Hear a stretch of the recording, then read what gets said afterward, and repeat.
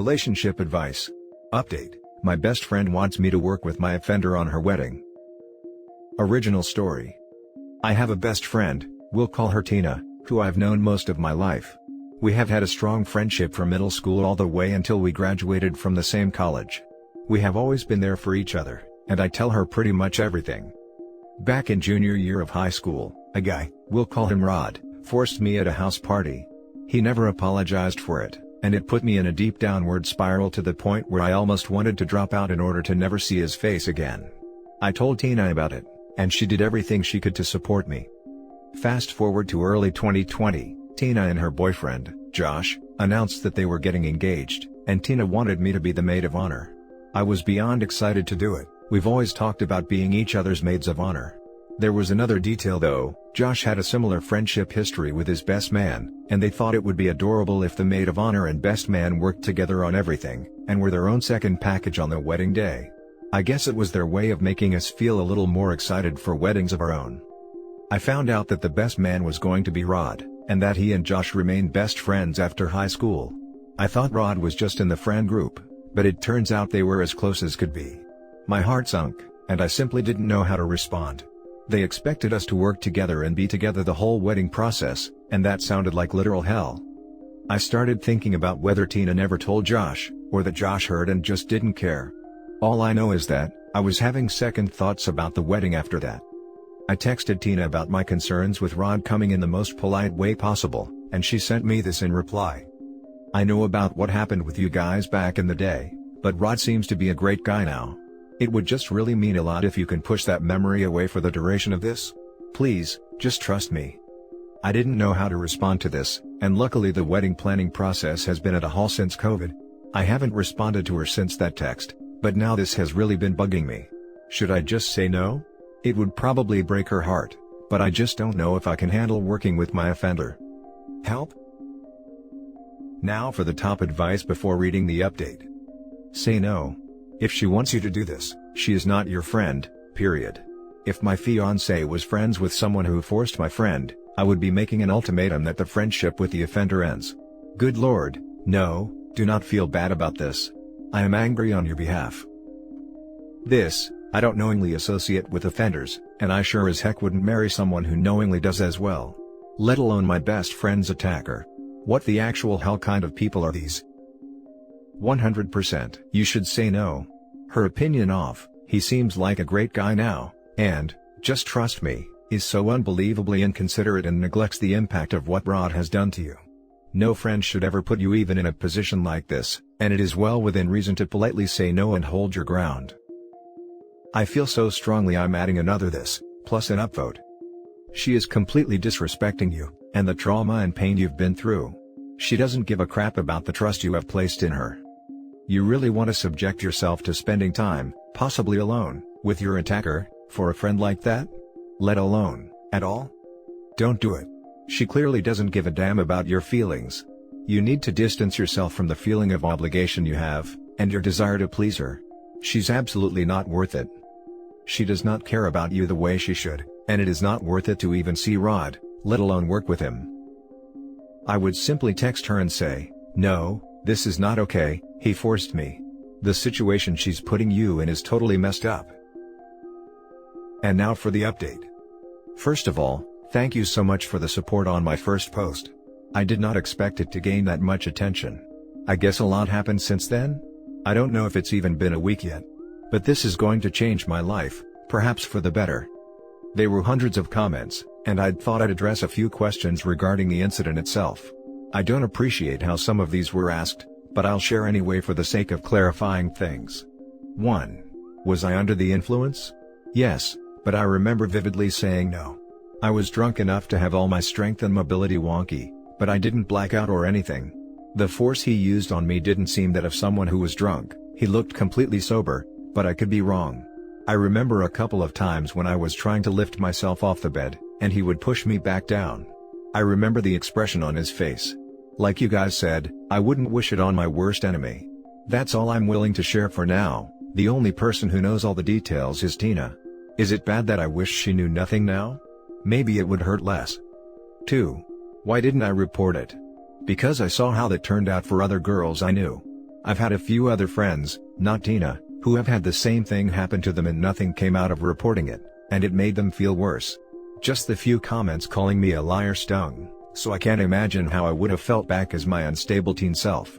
Not only that, I was scared of what Rod would do if he found out I had reported him. There was just something about him that made me never want to cross him. Reading all your comments, it seems pretty clear that how Tina was treating me was extremely inconsiderate, and I should find a new friend. Although it was a huge slap in the face, I came to my senses, and believed that I couldn't be around someone who would do that to me. Some of you said to expose them during vows, but that's just not the kind of person I am, and it might not turn out well. A few of you gave me example texts I could send, which I am extremely thankful for, but I decided to send this. I've had time to think about it, and I just can't be your maid of honor anymore. It's so hurtful that you were telling me to pack up my trauma for who knows how long, until your wedding day. I just can't do it. I don't think I will come at all knowing that he's going to be there. I'm sorry. It's pretty weak, but it's probably the meanest text I've ever sent. An hour later, I get a call from Josh. He asked me what was going on with me and Tina, and that she was extremely upset. A part of me snapped and I said, I don't know, what's going on with you making someone who forced me, best man? I don't usually blurt things out like that. He was confused and I repeated myself. He was silent for a few seconds and then asked if he could come over. I was a little wary of the idea, but I said sure. I know, we should be social distancing, but this really needed to be discussed.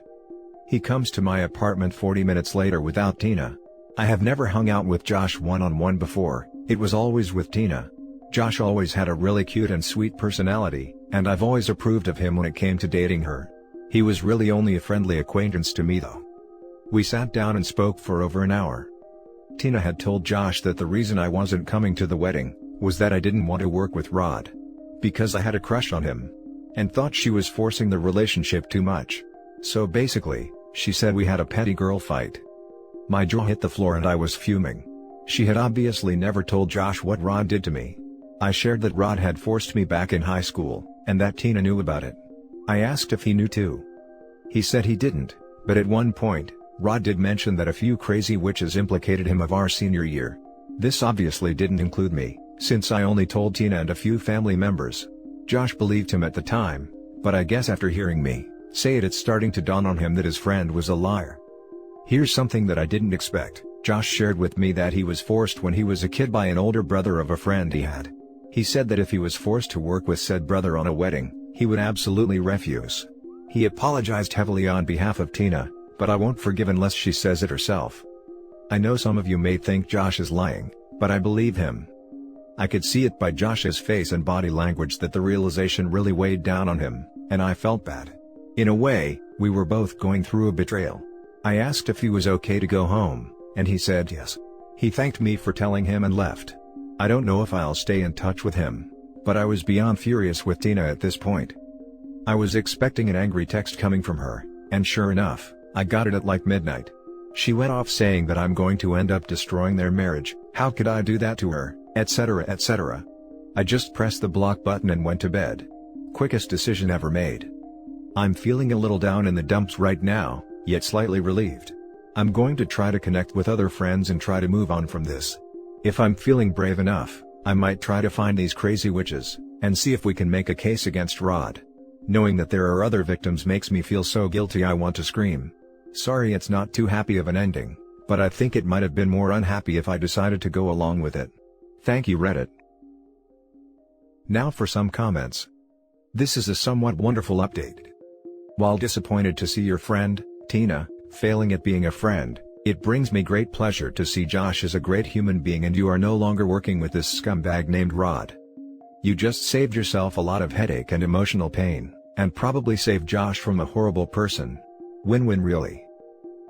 Absolutely. Josh must also be wondering how his fiancée, knowing that he's been the victim too, could ever concoct such an awful plan to put her best friend in close personal contact with her offender. Josh dodged a huge bullet.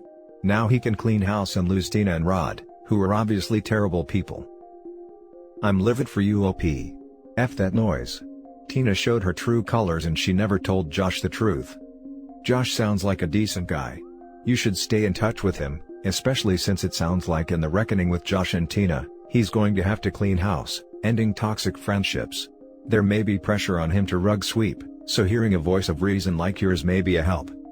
Tina doesn't deserve him, nor does she deserve your friendship. She's a liar and betrayer. She chose to protect an offender, all to not make waves. It wasn't like her fiancé was pressuring her to include Rod. Knowing everything, she made the executive decision to hide the incident and lie about why you backed out of the wedding. Terrible. I wonder if Tina knows or cares about Josh also being forced? She sounds disgusting, to be honest. I hope it was okay to share the thing about Josh, since that isn't his real name. I think it's super touching he was upset enough to come get your side of the story. It also says something that he trusts you enough to tell you about his past trauma and listen to your side of the story. I do wonder and worry about Tina though. Not telling your significant other something like that, and saying it's a petty girl fight isn't normal. I can sorta get her not wanting to share your trauma for you, but I feel like this is an instance, he should have known the truth. Also, why does she keep defending Rod? Now for the last story. My stepsister is telling my whole family my boyfriend got her pregnant to make herself feel better. So, I met my 25 female boyfriend Tim, 26 male, 3.5 years ago. We hit it off, he was great and sweet and we get along perfectly. Until I introduced him to my family. My mother had gotten remarried a few months earlier. I like my stepdad and we get along fine. My stepsister Sarah, who is 26 female, and I were friendly but not besties by any means. She is kind of an intense party girl, and being in our 20s, we only saw each other at family events. So, I introduced him to my family, at which point we learned that Sarah used to date Tim when they were 20. It was only a few months, and Tim said they broke up because she made out with another guy at a nightclub while drunk. Sarah got upset and started saying I had to break up with him because it was weird. She called Tim her sloppy seconds, and tried to get our parents to force us to break up. I said no. It had been years since they'd been together, and I didn't even know Sarah when she was dating Tim. I got pretty upset because my family jumped on the bandwagon of saying we should break up. For the past few years at any family gathering Sarah would mention how they used to date, and act like I stole her boyfriend and has been selling that narrative to my family and friends. It became obvious that she was jealous. But I liked Tim, so we just ignored it and kept dating. So now a few years later, Tim and I live together and we've been talking about marriage and stuff, and I recently had a conversation with my mom about how I thought Tim was going to propose, because he's not exactly subtle and we've talked about this for a while. At which point Sarah, who just moved back in with our parents, walked in. She started asking a bunch of invasive questions about our relationship and being weird.